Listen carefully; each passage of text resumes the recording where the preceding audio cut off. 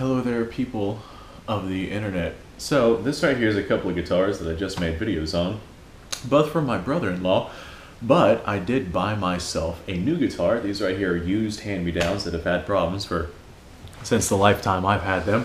This right here is a Grote 335 guitar. I have not played around with this thing. I don't know much about it. I have not really checked it out. I know that whenever I got this thing, I unboxed it. And, well, hold on a second. Alright, whenever I'd gotten this thing, it was late one night, like many months ago at this point. And I got it, I took it out of the box, I pulled all of like the styrofoam saran wrap stuff off of it, and I took it out of its case right here. I took everything off the guitar, I tuned it, I put it back inside of the case. Whenever I tuned it, I didn't even hook it up to an amplifier or anything like that. After that, I got whiskey drunk, lit some stuff on fire, blew that stuff up, in that order. I took the box outside and I shot it. That was a good time. And then I got even drunker on whiskey and passed out in a chicken coop, woke up the next morning, went to work extremely hungover, and this guitar has been sitting in my closet ever since. So, yeah, this right here is a Grote 335. I absolutely love this guitar with how it looks. It's definitely a very attractive guitar. The actual case that the Grote guitar comes in is pretty nice considering what I'm used to. This is a legitimate padded case, and it does have both a carry handle and back straps if you decide to carry it like a backpack. Now, just with the guitars that I'm used to getting like the absolute bottom barrel cheapest stuff I can possibly find. I'm used to getting guitar cases that look like this. This is not protective at all. It's literally just like nylon that covers the guitar so you can carry it around. This right here is a padded protective case, right down to the front pouch right here, which also has a substantial amount of padding inside of it. And some other stuff. What are you? Oh, it's my accessory cables. Nice. This guitar came with a little rainbow pick. Actually, it came with a much sweeter pick as well. In fact, the pick for that guitar that it came with was so awesome that I stuck it in a little safe so I will never lose it. Let's see if I can find that thing here. So this right here, this is not the pick. This right here is actually one of my first guitar picks, like that I got whenever I was, you know, in the early stages of single-digit age. There she is. This right here, I did not order this pick. This is just the guitar pick that came with this Grote guitar. It's a Rick and Morty guitar pick that says "Don't panic." How freaking sweet is that? The fact that this guitar came with that pick, and I didn't even have to ask for it. That is sweet. Alright, so this is what the guitar itself looks like. Absolutely gorgeous.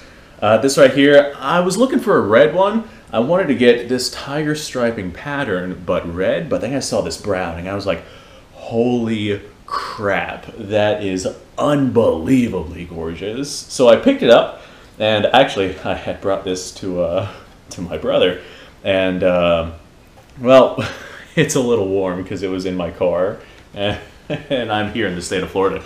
So I can't remember the actual specs for this thing. We got both, this right here is humbuckers, bridge pickup, neck pickup, so two pickups. We got ourselves, looks like just standard tuners up here on the actual headstock. I don't see any branding on them, but I think they still have those factory stickers on them. Yeah, they do. Let's see if there is any brand names under those factory stickers. Nope, unbranded tuners. I mean, they're nice. I've played with them. They definitely work. We got ourselves some very gorgeous inlays along the fretboard itself and very gorgeous inlays along the headstock. All in all, this right here is a fantastically beautiful guitar. It is overwhelmingly gorgeous. Man, just talking close to this thing, the acoustics that are coming out of it are phenomenal.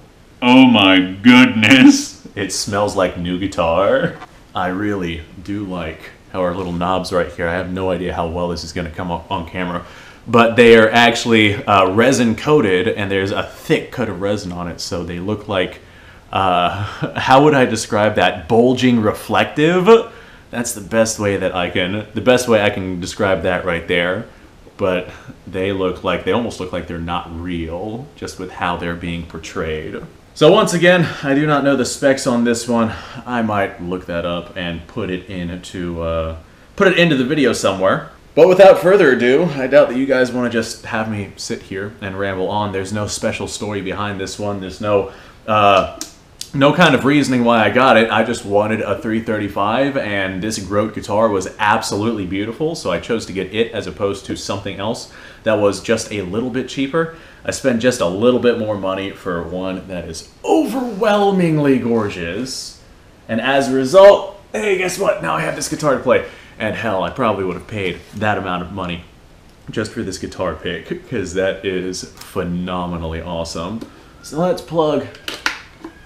You hear that? That's Kevin. That's Kevin. That's my peacock. I got 4 peacocks. They're all named Kevin. Perks to you if you get that reference. So this right here, no pedal, no anything like that. We're just going to turn this on.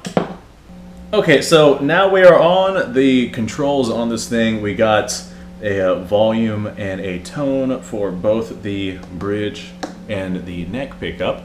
And yeah, I mean, the controls are very, very simple. 3-way selector switch. We got, right now we are on, I want to say bridge, but I have no idea. Well, here, let's have a listen. Okay, that's that one. Okay, that one's the neck pickup. That one's the bridge pickup. So this right here is going to be our neck pickup. Let's go ahead and just, what would you play on a 335? What would you play that I know on a 335? This is not really a 335 song, but I'm going to go ahead and do my rendition of Pink Floyd's Wish You Were Here. It's just a good starting place for seeing how a guitar sounds. Well, before we do that, I guess we should see if it's in tune.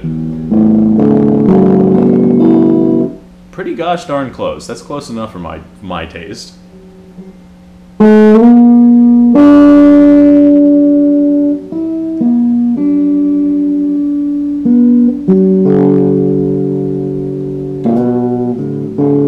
Damn, that's delightful.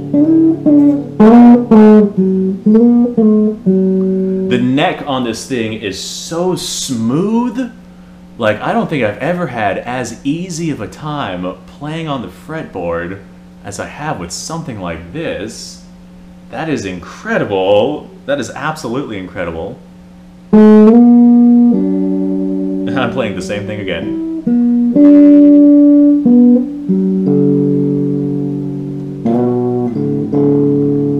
It just feels good to play. I gotta trim my fingernails. It's catching on the frets.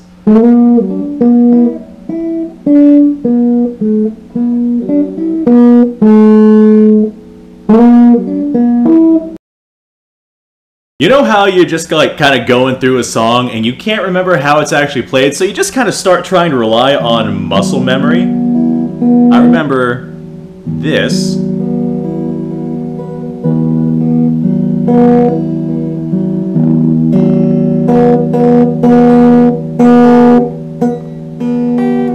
I think this is what is next.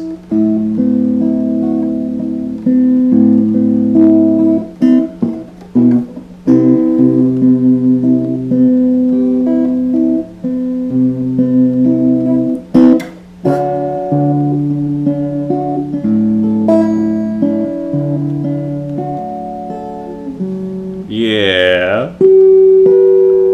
I'm gonna have to brush up on that one because I can't remember what that one is.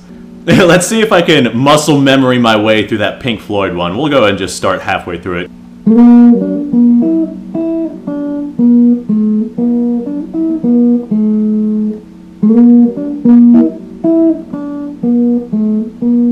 There we go. There's our muscle memory for that one. Okay, let's go ahead and try a couple of chords. Here's an E. Sounds fantastic. Wonderful. I think that's the neck. Let's do the bridge. Wonderful. Back to the neck.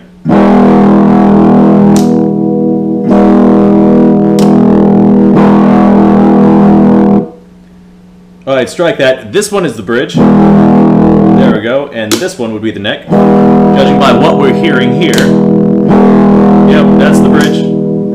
That's the neck. Fantastic. We have that figured out. That's what that sounds like.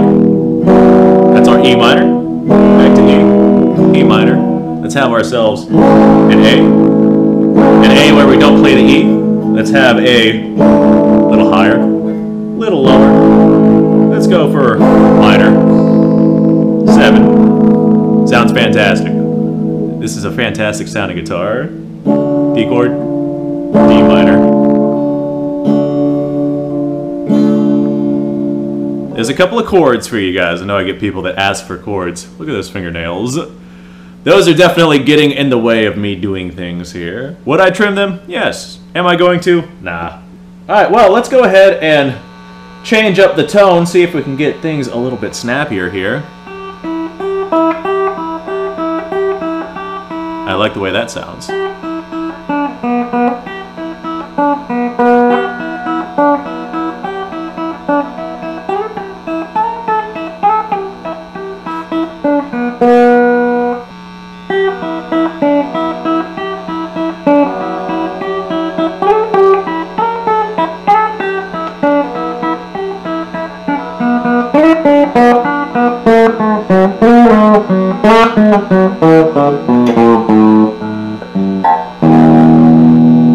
Okay, I like the way that that one sounds. Let's do that same thing on the bridge, or yes, this would be the bridge, right? Yeah, this is going to be the bridge position.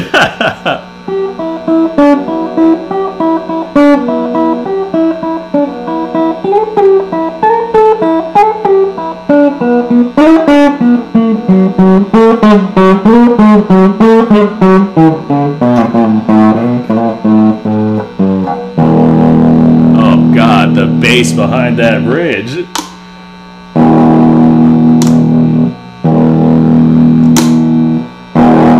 I like that. That's phenomenal. Okay, well, let's go ahead and have fun with a little bit of some dirtier stuff. Let's throw on just a handful of overdrive here. What does this sound like?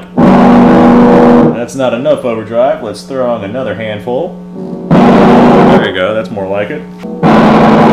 There we go. That's a decent amount of overdrive. Let's see how these sound. There's our E. Fantastic. You don't really do minor chords with overdrive, but hey, there's a minor.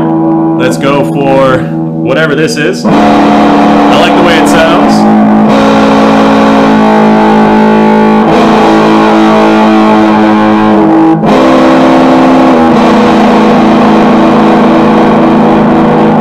There's a couple of chords for you guys. Let's go with a D. That's a pretty common rock chord. D minor. Not really a rock chord. Back to D. Definitely sounds like a guitar. I don't hear anything. Hold on. Hello? Hello? Don't you scream at me. You shut your whore mouth. Shut up. Well, I didn't hear any feedback necessarily from our from our amp for the most part. Okay, well, what else are we gonna do? Let's go ahead and turn up that distortion just a wee bit more, just a hair. Turn that down just a wee bit, just a hair. And what does this sound like distorted? Oh boy, that's very distorted. Yeah, that's distorted all right.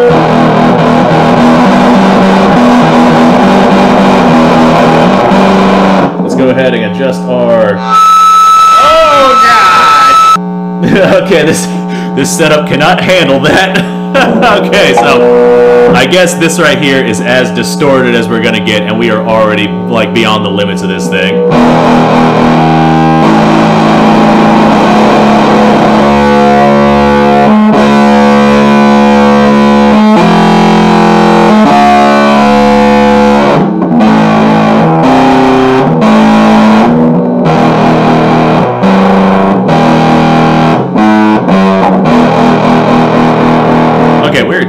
pushing the limits. Not with the guitar, but with my minuscule setup that I have over here. So let's go ahead and crank that back down into more of an overdrive.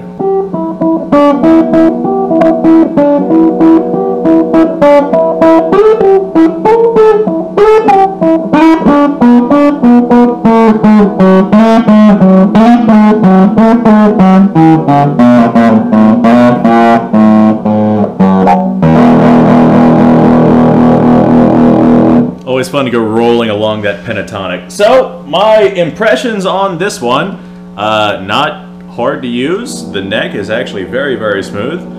Whenever it goes too high into overdrive, me and my pathetic little amp here, it just can't really seem to handle itself. Go ahead and shut off our overdrive right there and see if we can just play this, well, shut off our distortion pedal and we're just playing overdrive direct through the amp. Let's see if that cleans this up a bit. There we go. So that cleaned it up and that gave us a lot of sustain back. So we're no longer doing like hardcore rock sound. We're actually doing a delightful, like listen to the sustain, or the sustain on this thing. I'm going to go ahead and just play a string, stop that string, and listen to it just continuously play in the background. You hear that? That's awesome, dude. That's very awesome.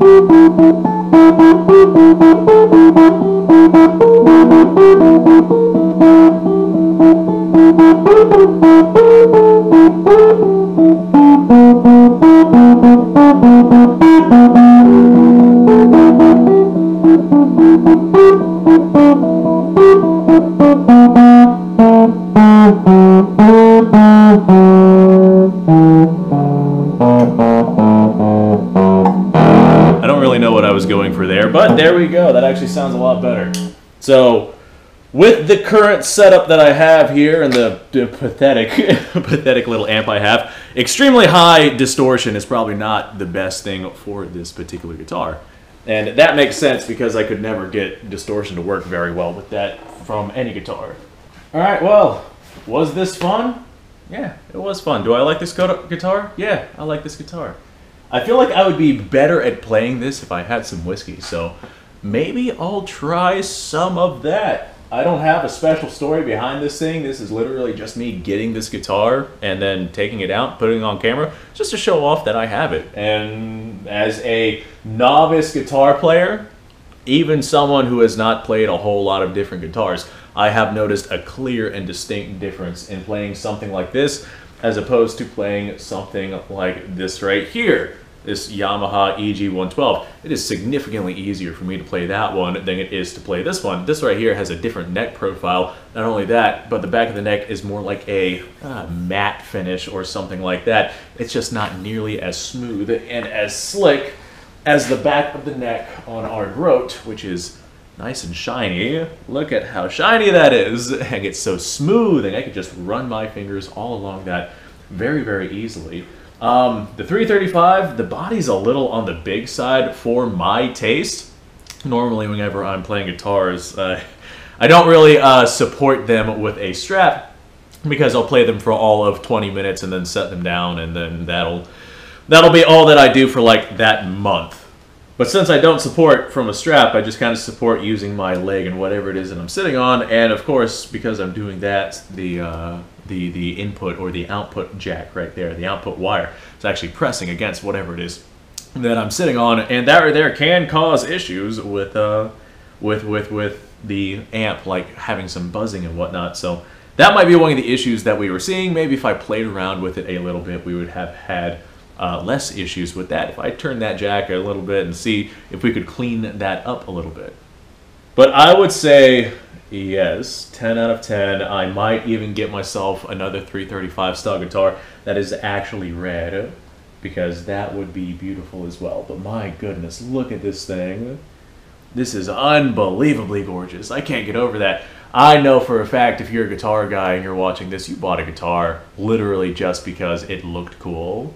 And this right here is a good example of that. I went out and bought myself a Grote just because it looked good. So thanks for watching, folks. I appreciate your time. Let me go ahead and show you guys the amp I'm playing on. Literally just a tiny little first act amp. I think that next in my what would I call it? My budget. I'm going to try and build a budget towards getting a better amp. This right here was one that I got for $5 at a garage sale, I think. Can't quite remember. But it was not expensive, and I got it off of the used market, so I have no idea what it's been through and whatnot. But the sad part is that is actually my best amp. I do have a Fender amp. Let me go grab that real quick. I have this tiny little Fender amp, which is nothing more than a little travel amp. And the reason why I decided to get it is because it takes 9-volt batteries, and I don't have to have it hooked up to anything. I have no idea if this battery is there or not. Oh, look at that. It turns right on. But I don't have to have this hooked up to anything. I can literally just go out, grab the amp and whatever guitar I want, and you know, go to the beach, family reunions, traveling, whatever it is that I'm doing, and I can have myself an amp with me to be able to play guitar. However, I basically only play acoustic whenever I go out traveling and whatnot, so I don't really use that amp all that much. But it's functional, it's there, it exists. Like if I grab my amp here and there's nothing plugged into this, it is just the amp. And I plug in my guitar and it looks like tone, volume, gain's about right there. Turn this on. We should be able to hear it. Yep, there it is. Does not sound all that great. Let's go ahead and dial the tone back a little bit, dial the gain back a little bit, turn up the volume a little bit. That sounds better.